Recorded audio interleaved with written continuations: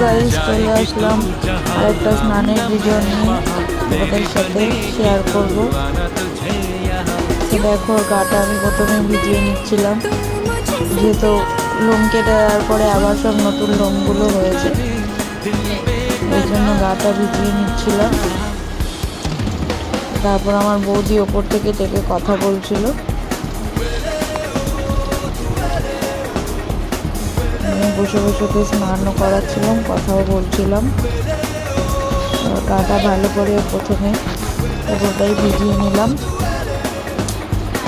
সুন্দর করে দাঁড়িয়ে থাকে, জানে দিদি এদিক থেকে ওদিক নড়লেই দিদি মারবে আমাকে, এই জন্য একটু স্নান করার সময় ডিস্টার্ব করে না, সুন্দর করে দাঁড়িয়ে স্নান করে। আগে করতে, যখন ছোট ছিল তখন করতে দুষ্টুমি, একটু কথা শুনতো না, ওকে বকে বকে বকে বকে ঠিক করিয়েছি।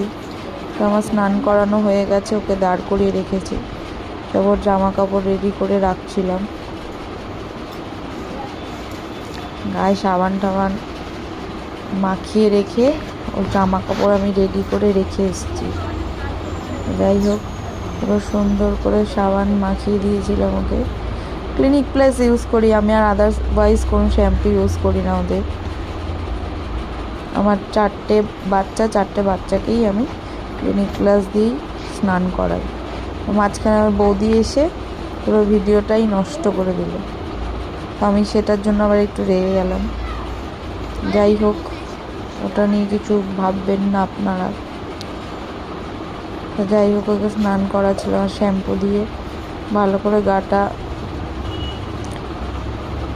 ধোয়াচ্ছিলাম, কারণ অনেক দিন স্নান করানো হয়নি বৃষ্টির জন্য। আজকে বৃষ্টি, কালকে বৃষ্টি করে করে সেদিনকে ভালোই রোদ উঠেছিল, এই জন্য তিনজনকে স্নান করাবো বলেই আগে সন্তুকে স্নান করিয়ে নিয়েছি।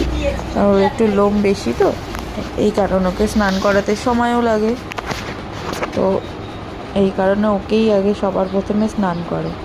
যখনই আমি স্নান করি সবার আগে ওকেই স্নানটা করাই, তার জন্য। আর আমাকে স্নান করাতে ভালোও লাগে, কথা বললে কথাও শোনে, এই জন্য আমি ওকে এতটাই ভালোবাসি। আমি যা বলি তাই করে। যাই হোক, আমার সাবান মাখানো হয়ে গেছে, তো এবার ওকে ওয়াশ করার পালা। এবার ওকে আমি ওয়াশ করাবো, সব হাতটা ধুয়ে নিচ্ছিলাম ঠিকঠাক করে। এবার ওকে আমি ধোবো ভালো করে।